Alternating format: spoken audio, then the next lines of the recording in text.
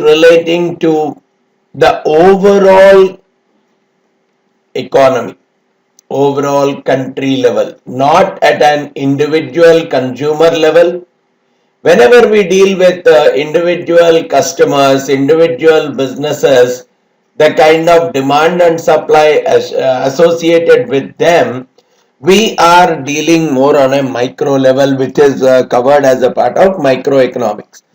So whenever we are talking about aggregate output, the entire output that is produced in the country, the prices not of one single good or service, but overall price levels in the country, the economic growth, again at a country level, on an average, what is the kind of growth rate?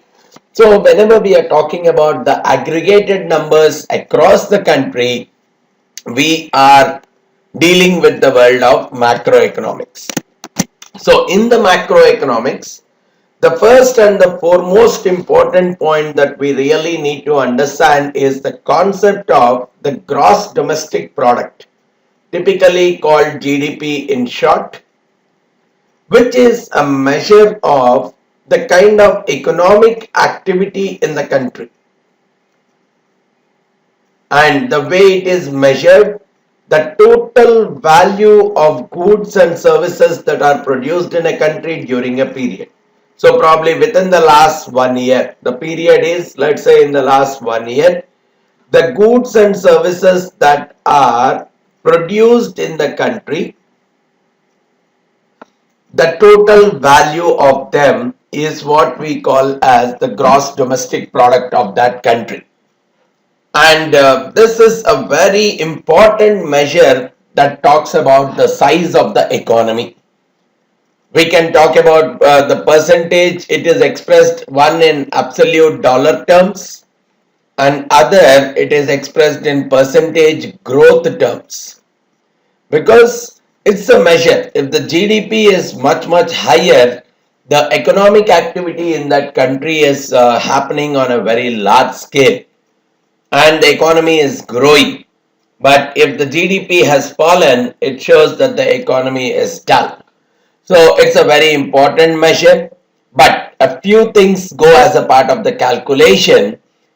Only the newly produced goods and services, not the prior periods ones.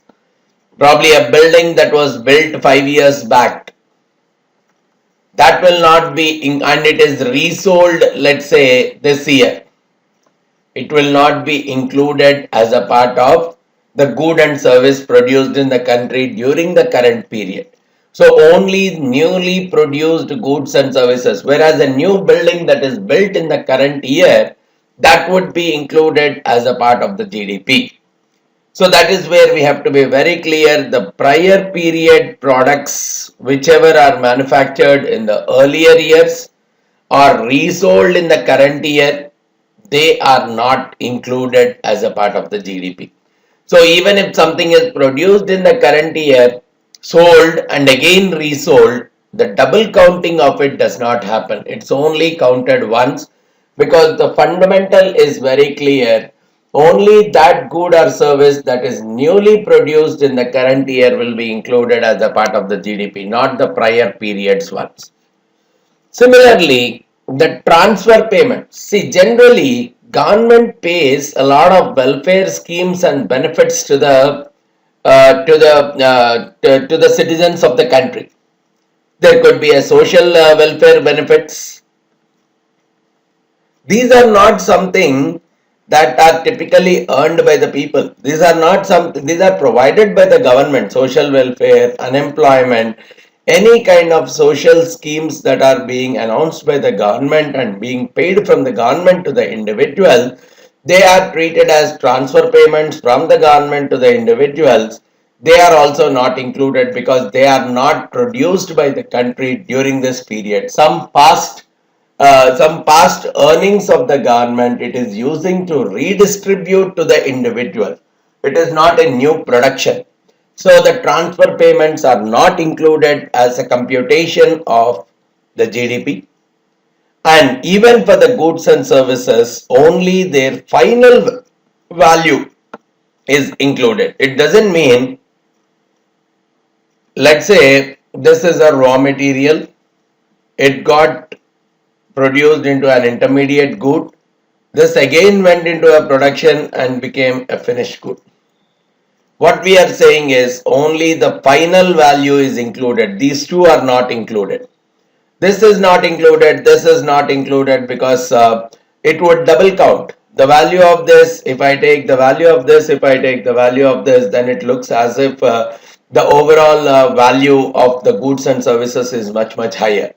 Either I take only this, which is what we call as the value of the final output that is produced, or I take the value added at each stage. Both of them could still mean the same. If I am considering this, then once it became an intermediate good, only the excess need to be considered or counted as a part of the GDP computation.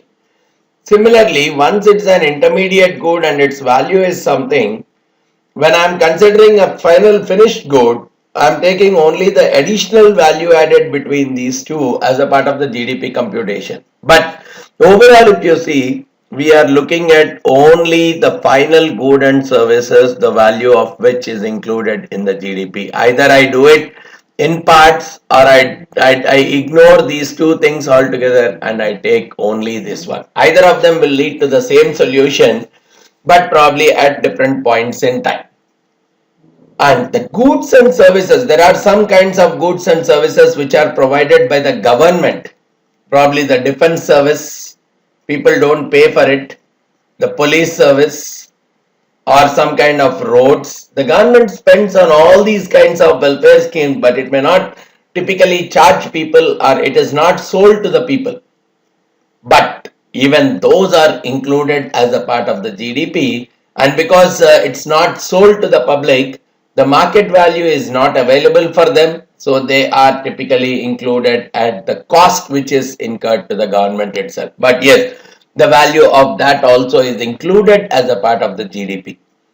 Similarly, any rented houses, at the rental incomes which people are getting, the rental expenditure incurred by the people is typically taken as the value of that particular house during that particular period. But the owner occupied houses, they are not rented, there is no market value for them, but still based on the rented houses details, the estimated value for those owner occupied houses is computed and that value is included as a part of the GDP computation.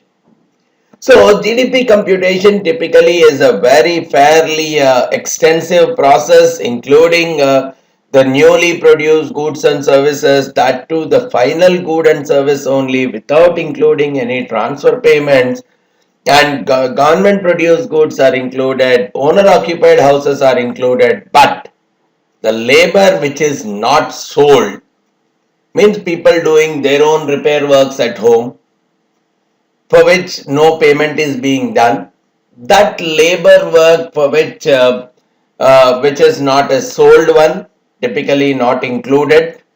Any kind of byproducts that are coming out of the production process which are not typically sold, it could be a damage or it could be an economic benefit to the society, but they are not included as a part of GDP computation, like pollution that may come out, or some kind of cleanliness that may come out, some kind of access to good hygienic facilities that may come out. All these things, they are not included as a part of the GDP computation. So typically the GDP is one of the important measures of the economic activity of the country, and probably one single number which drives how the country is as a whole is performing vis-a-vis its previous years, vis-a-vis the other countries. There is a consistency that is coming out as a part of the computation of GDP. And in general, the way the GDP is looked at is either from an expenditures perspective, because we said GDP is the value of goods and services that are produced in the country during a period. So the value, I will look at it either from the payer's perspective, which is what we call as expenditure approach, or the receiver's perspective, because someone who has paid, the recipient is someone else. So either I look at it from the payer's standpoint or from the receiver's standpoint. So whenever we are talking about the payer's perspective, we call it expenditure approach. So all kinds of spending that has been done during that particular period is, if I am summing it up, I call it as an expenditure approach to GDP. So all the final outputs, either I can take all the final outputs and add them up, or as I said, yes, if I am taking the raw material, the purchase cost of the raw material, and then created intermediate good. Now purchase cost has already been included. So if I am selling this to someone, this intermediate good to someone who is using it in the production process to typically come up with a finished good, because I have included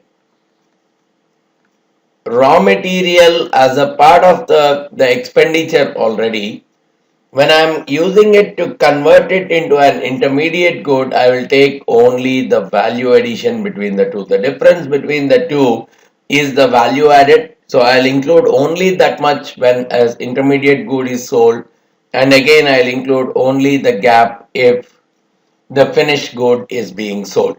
So that is what we call as the sum of value added mechanism. So expenditure wise, the spendings of all spendings of the entire country are taken into consideration, but we have to make sure that double counting does not happen at any stage. Similarly, on the other side, we can look at it from the perspective of the recipients of that overall value.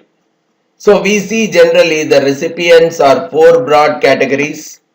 The factors of production, those factors which are going as a part of the production, they are the recipients. There could be some kind of recipients based on the land, some on the labor, then capital, physical capital, and finally the business or enterprise. If you see, the different kinds of recipients could be this. Either the companies could be the recipients of the amount, the value. Companies might have sold something and they might have received something. The land would have received, land again is owned by the individuals and individuals are the recipients, but based on the land there could be some kind of rentals that could come out. Based on the labor there could be some kind of wages that could come out. Based on the capital, that there could be some kind of interest that could come out. All these things are contributing towards the different kinds of receipts.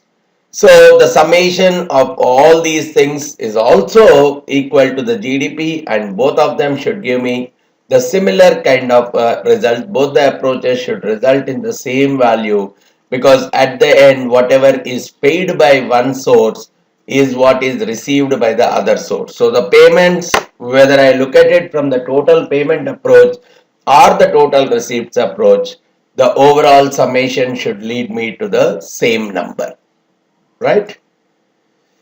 Now, the next important point in this context is, okay, GDP is the measure of the value of goods and services, but again this measure, right, when I'm talking about the value of goods and services, typically it is like price multiplied by the quantity, right? Now, because any value of a good is measured with the price multiplied by quantity, and after that I sum up all of them to typically arrive at either from the producer, either from the payer's standpoint or from the receiver's standpoint, what is the total value they have incurred.